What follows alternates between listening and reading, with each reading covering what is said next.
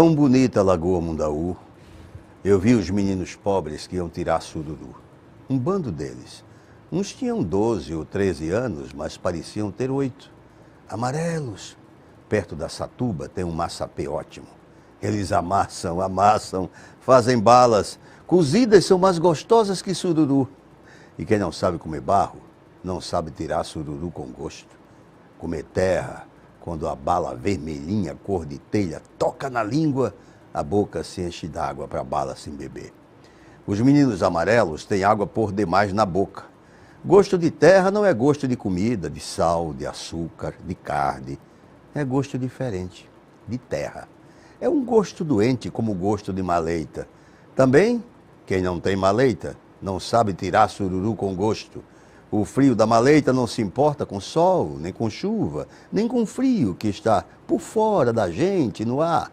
É um frio que vem de dentro. Dá-se a mão e a mão está com 40. Mas o frio é bom, porque é diferente dos outros frios. Os meninos vão tirar sururu.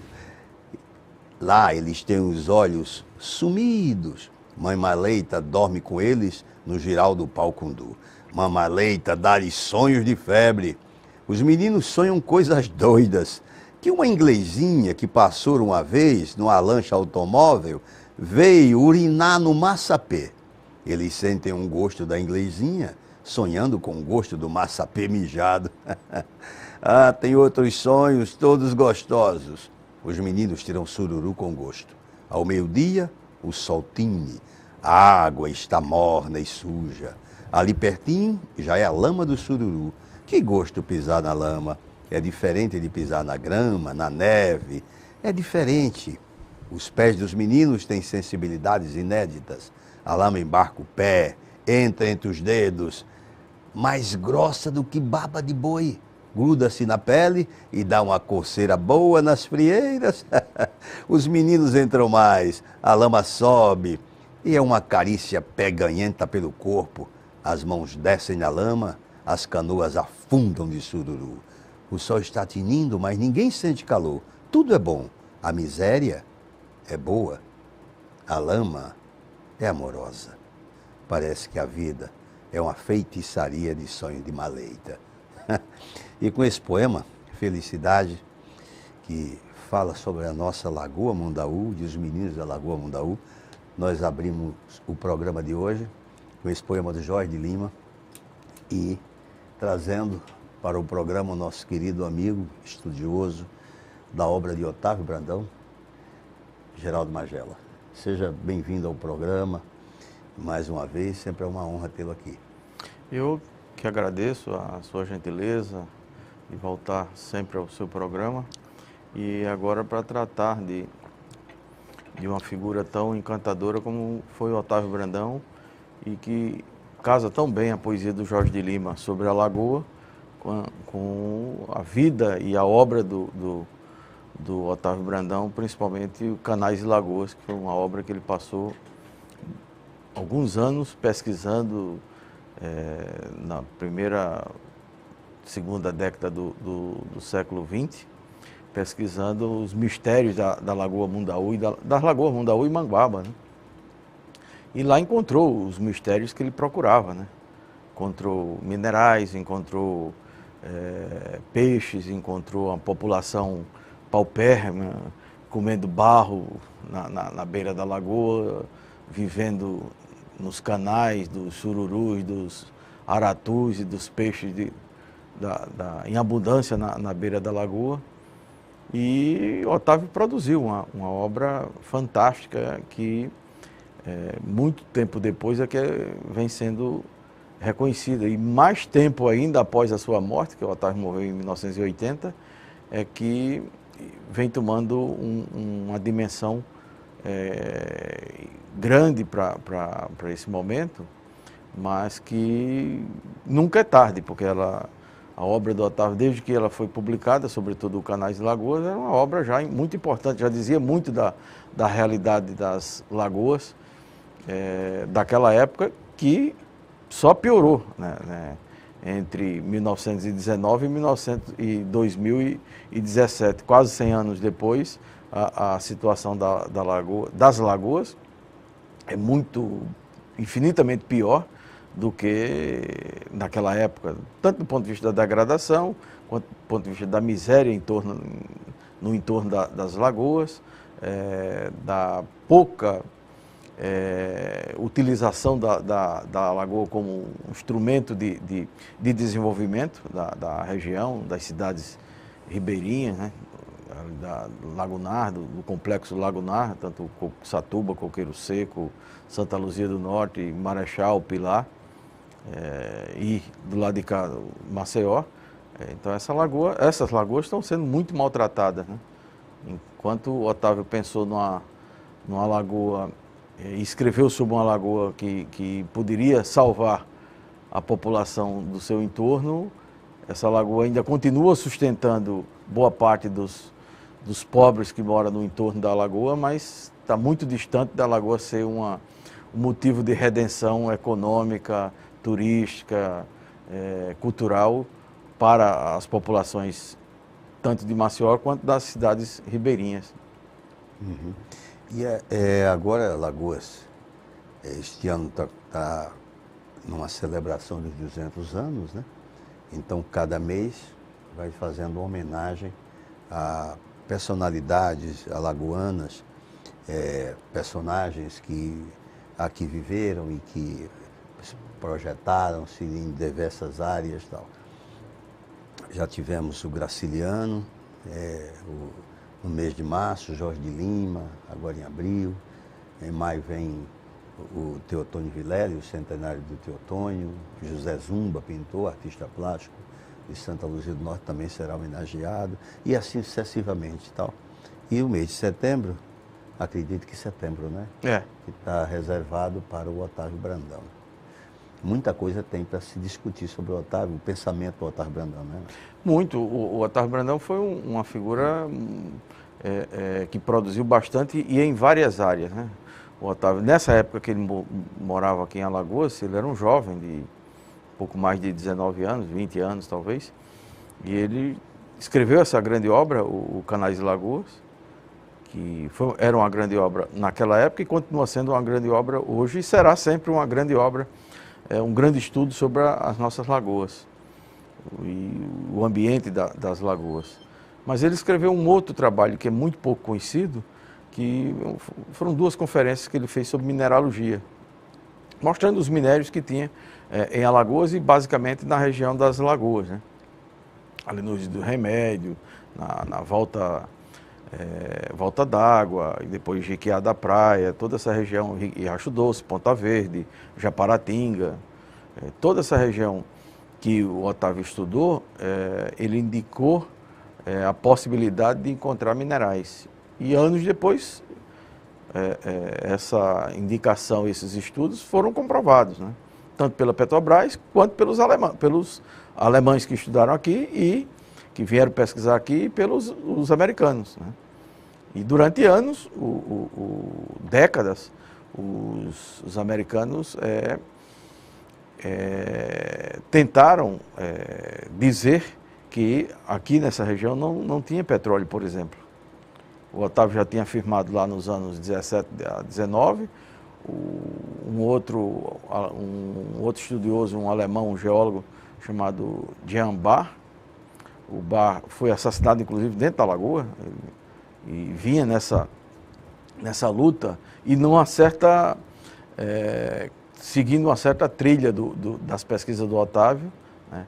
Depois o próprio Edson Carvalho, que é um engenheiro e geólogo alagoano, formado em engenharia nos Estados Unidos e em geologia na Alemanha.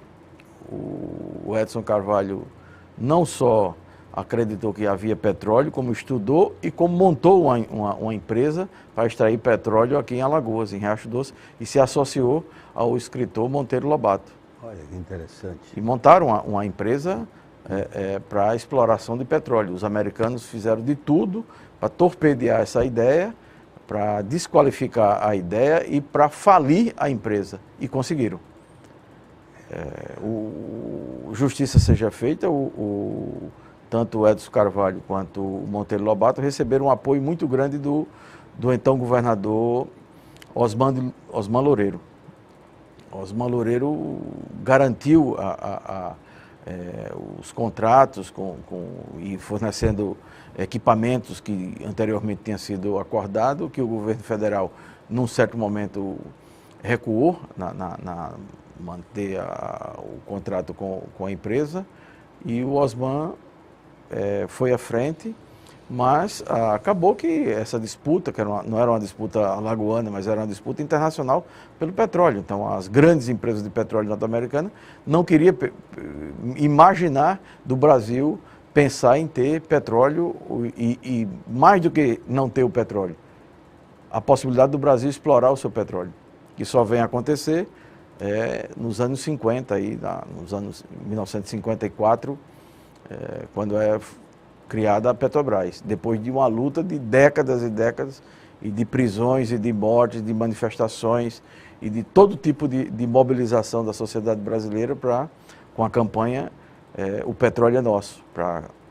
barrar o lobby norte-americano aqui no Brasil. O Otávio foi uma figura que participou dessa luta, sobretudo quando ele volta ao Brasil em 1945, porque de 31 a 45, como ele foi em 31 deportado do Brasil, ele e toda a família, então eles foram para a Alemanha, e da Alemanha Otávio foi morar com a família na União Soviética e ficou durante todo esse período, de 31 a 1945. Quando acaba a guerra, que ele retorna ao Brasil e fixa a residência no Rio de Janeiro. Ele que já tinha sido vereador de 28 a 30 na cidade do Rio de Janeiro, se elege novamente em 1946 vereador na cidade do Rio de Janeiro. Mas com sempre a ideia do desenvolvimento do Brasil, da luta pelo petróleo e dos minerais. Uma coisa nacionalista, né? Extremamente nacionalista, e que o nacionalismo naquela época não causava nenhuma vergonha a um brasileiro dizer que era nacionalista, de defender a sua pátria e de defender a riqueza e a indústria nacional. O que hoje é quase que um sacrilégio, você dizer, o sujeito é um nacionalista, não, isso é um cara atrasado, porque você tem que ser, no sentido amplo da palavra, nós temos que, tudo hoje está internacionalizado, está tudo globalizado, então nós vamos também entrar na onda global e entregar o que nós temos para o capital internacional. Então essa vida de luta do Otávio Brandão, como ambientalista, como político, como organizador, como jornalista, como organizador de jornais operário, que ele tanto organizou aqui em Maceió quanto em Viçosa. Então, isso quando ele morava aqui. O Otávio saiu daqui de Alagoas em 1919, foi expulso também de Alagoas. Para não morrer, ele teve que sair de Alagoas. Então, essa figura que é uma figura que Alagoas desconhece. Alagoas deu as costas o tempo inteiro para o Otávio Brandão. E nada mais justo que no bicentenário de Alagoas, figuras desconhecidas como o Otávio, como o Edson Carvalho, eles sejam reabilitados para a sociedade alagoana ter conhecimento da sua obra, da sua vida, da sua dedicação em defesa da riqueza de Alagoas e da riqueza nacional, da indústria alagoana e da indústria nacional, do sentido de pátria, do sentido de nação que eles tinham, tanto o Edson Carvalho quanto o Otávio Brandão. Uma vida muito intensa e muito fértil, né? Intelectualmente, politicamente, né? Um homem muito atuante, né? Agora, eu gostaria de saber, e acredito que os nossos telespectadores também, a convivência do Otávio Brandão aqui, na época que aqui ele se encontrava, a intelectualidade, os estudiosos, enfim, os amigos, as pessoas que conviviam com ele. Mas aí a gente vai dar um intervalo e já a gente retorna com o programa Café com Poesia. Já já.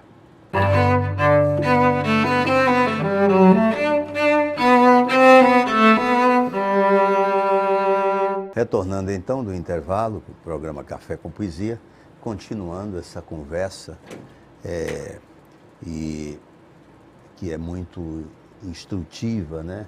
para todos nós sobre a trajetória desse magnífico homem que foi Otávio Brandão. E a gente conversando antes de chamar o intervalo e querendo saber a convivência do Otávio Brandão aqui, as pessoas, o ciclo de relação que ele tinha, tanto politicamente como cientificamente, porque ele foi um cientista, né? Então, e um homem também que escreveu, que fundou, que criou jornais, né? Quer dizer, que coisa interessante. Ele era natural de Viçosa, da Viçosa. De Viçosa.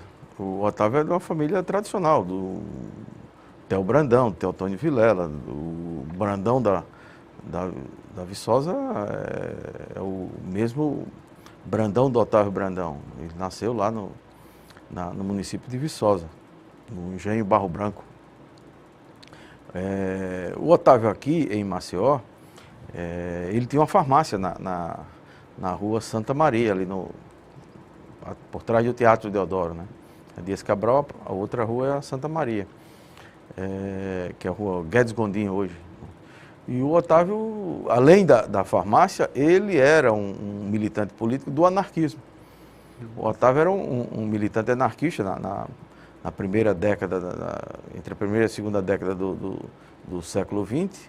E a relação de amizade do Otávio, além da intelectualidade daquela época, o Otávio era um autodidata, ele tinha estudado, não concluiu o curso no Recife, mas a relação dele era com o movimento operário mesmo. A maior parte da relação dele era com o movimento operário, era com o Júlio Santana, que era um alfaiate e dirigente de entidade sindical daquela época, era com o Rosalvo Guedes, que era um outro líder anarquista também. Vem para Alagoas, nesse período, uma figura expressiva do movimento anarquista nacional, que é o Antônio Bernardes Canella, que é natural de Niterói, e o Canelas eles fundam aqui a Semana Social, que é um jornal que tem uma participação intensa na organização dos trabalhadores, da luta dos trabalhadores de orientação anarquista.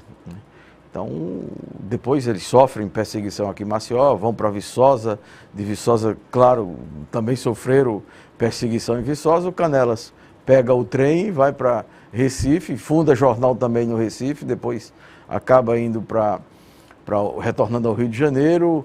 Em 1922, o Otávio se encontra com o Canelas no Rio de Janeiro, já numa outra situação, e lá funda o Partido Comunista Brasileiro, em 1922. O Otávio Brandão é um dos fundadores do Partido Comunista, apesar de não constar naquela relação dos 9 membros que aparecem na foto, porque o Otávio tinha um papel ainda de convencer líderes anarquistas a entrarem no Partido Comunista, ou seja, de se tornarem o marxista daquela época, e o Otávio só entra oficialmente no Partido Comunista e publicamente em setembro, outubro de 1922.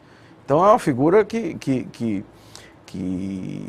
tem uma atividade política, teve aqui uma atividade política e intelectual intensa, e lá no Rio de Janeiro, tanto com farmácia, ele continuou trabalhando com farmácia no Rio de Janeiro, continuou na militância anarquista e continuou na militância como jornalista do movimento operário. Uhum. Então, agora é interessante, quer dizer, e a formação dele? A formação acadêmica, a formação... Ele fez farmácia, né? Naquela época ele estudou no Recife, mas não concluiu o curso de farmácia, né? Então, na prática, ele era autodidata, né? Autodidata, né?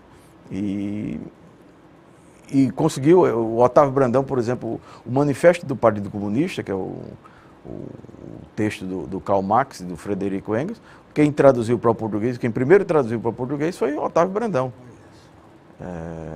E depois ele funda um jornal chamado A Classe Operária, que era o jornal do Partido Comunista.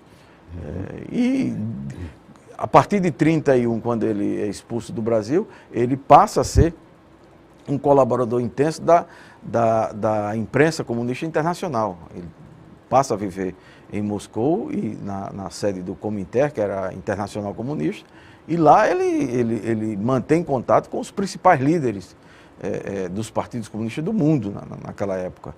E o Otávio tem um trabalho intenso na Europa naquela época, não só em Moscou, mas na Europa, como correspondente internacional da revista do Comitê da Internacional Comunista.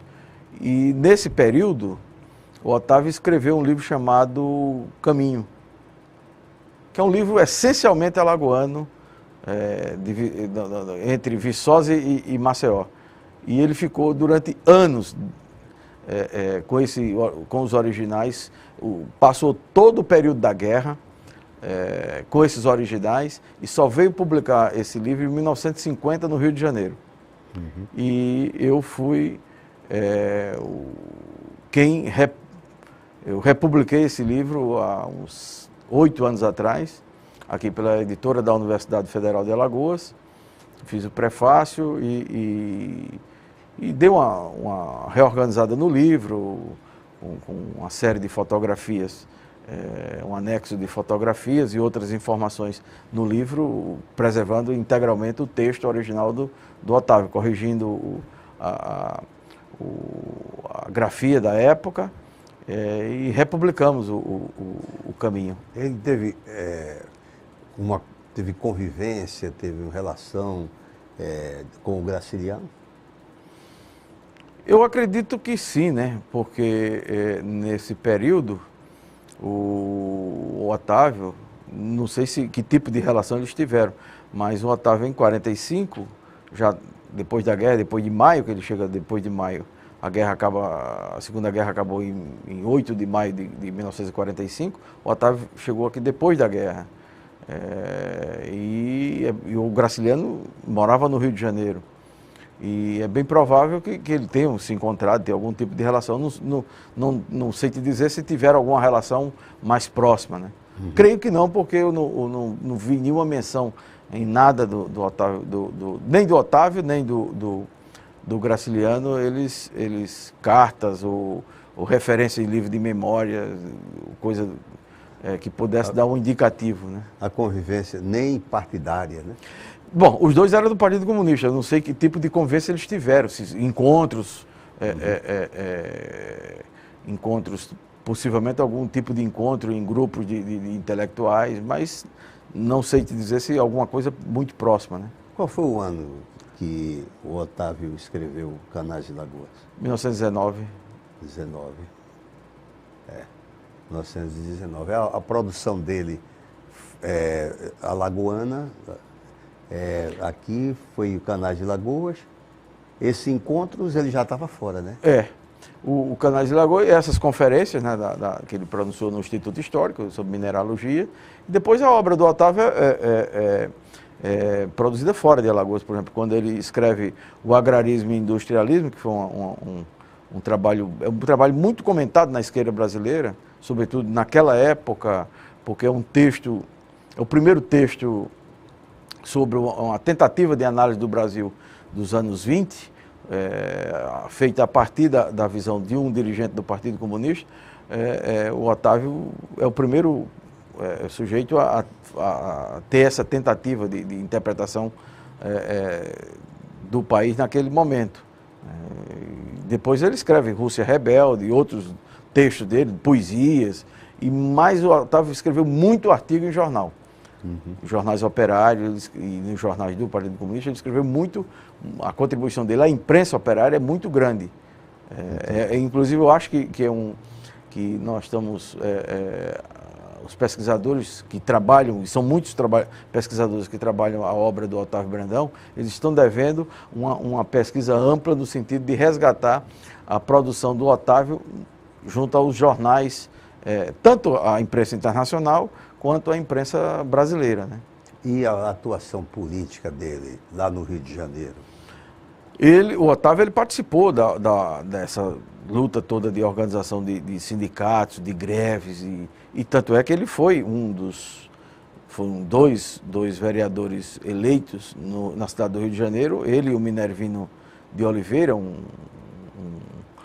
trabalhador da área de mármore, foram eleitos pelo um bloco, que hoje seria uma aliança, Bloco Operário Camponês. Eles foram eleitos vereadores na cidade do Rio de Janeiro. e tiveram uma atuação destacada como vereadores da cidade naquela época, né? Com a Revolução de 30 e, sobretudo, em 31, o Getúlio, a polícia política, prendeu o Otávio e prendeu também a sua esposa, Laura Fonseca, e aí a família Brandão, ele, a mulher e as 3 filhas, que eram filhas pequenas, de 3, 4, 5, 6 anos de idade, a mais velha talvez, e foram obrigados a sair do Brasil, foram deportados com um ato presidencial de deportação do Otávio para fora do Brasil. E isso não foi porque o Otávio era uma figura desconhecida ou que não tivesse uma participação intensa. Tanto é que, para sofrer uma penalidade dessa, é porque ele tinha uma atividade política e social muito grande no Rio de Janeiro daquela época. Sim. Ele veio depois que retornou da União Soviética. Foi morar no Rio de Janeiro, no mesmo local, lá onde ele chegou no Rio, em Santa Teresa, na rua Almirante Alexandrino, né? E ele voltou a participar da política. O Partido Comunista foi legalizado naquele período, ele se elegeu vereador no Rio de Janeiro, teve grandes embates na Câmara Municipal do Rio de Janeiro. O Partido Comunista fez 18 vereadores, a bancada do Partido Comunista era a maior bancada da cidade do Rio de Janeiro, e tinha como seu grande opositor, com quem quase que diariamente o Otávio debatia quase as vias de fato, que era com o Carlos Lacerda, que era vereador no Rio de Janeiro, e com quem o Otávio tinha convivido com o pai e com o tio do Carlos Lacerda em Moscou, o Maurício Lacerda e o Fernando Lacerda. Então, que eram membros do Partido Comunista, né? E o próprio Carlos Lacerda, que tinha sido da Juventude Comunista, tinha sido um estudante com bastante atividade política, depois virou um ferrenho anticomunista. Durante toda a sua vida foi um militante anticomunista dos mais fervorosos e dos mais radicais, do embate mesmo, inclusive no embate pessoal, que era o debate dele com o Otávio.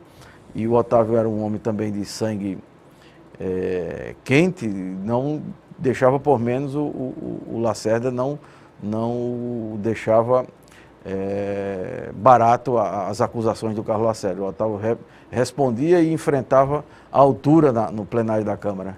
Maravilha. É uma história muito rica e com certeza a gente vai conhecer isso com mais profundidade durante... Chico, e só um detalhe, o Otávio, durante todos esses anos que ele andou, que ele saiu de Alagoas em 19, ele andava com 3 seixos que ele pegou no Rio, em Viçosa, e andava na Algibeira. Para onde ele andou a vida inteira, andou com essas pedrinhas, ele queria andar com Alagoas no seu bolso. Que maravilha, né? E aí, agradecer a sua presença, e foi enriquecedor esses esclarecimentos que você deu aqui sobre a trajetória, um pouco da trajetória de Otávio Brandão. Muito obrigado e até o nosso próximo encontro.